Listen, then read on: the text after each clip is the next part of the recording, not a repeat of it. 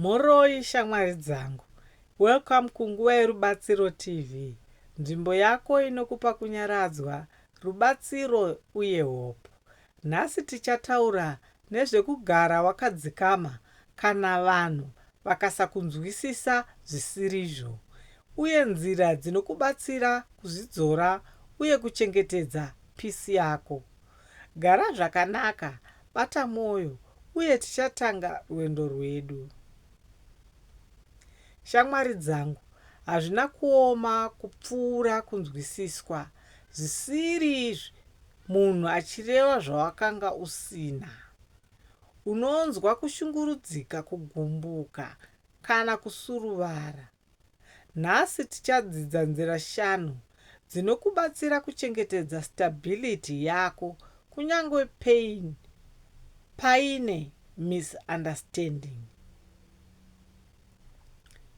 Fema zvakadzika usati wapindura. Izvi zvinodzora hasha dzemwoyo uye zvinokubatsira kutaura wakadzikama. Taura chokwadi chako zvipfupi uye zviri mukati memwoyo.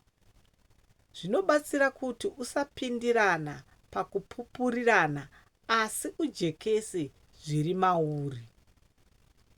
Tendera kunzwisisa kuti munhu wese ane engo yake.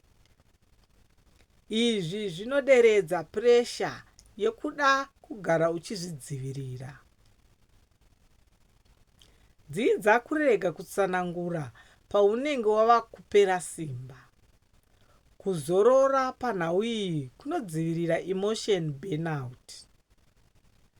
Ramba uchiziva kuti misunderstanding haireve kuti iwe wakashata.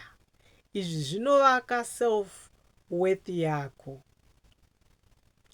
Shamwari dzangu, idzi ndidzo nzira 5 dzinokubatsira kugara wakadzikama kana vanhu vakasakunzwisisa.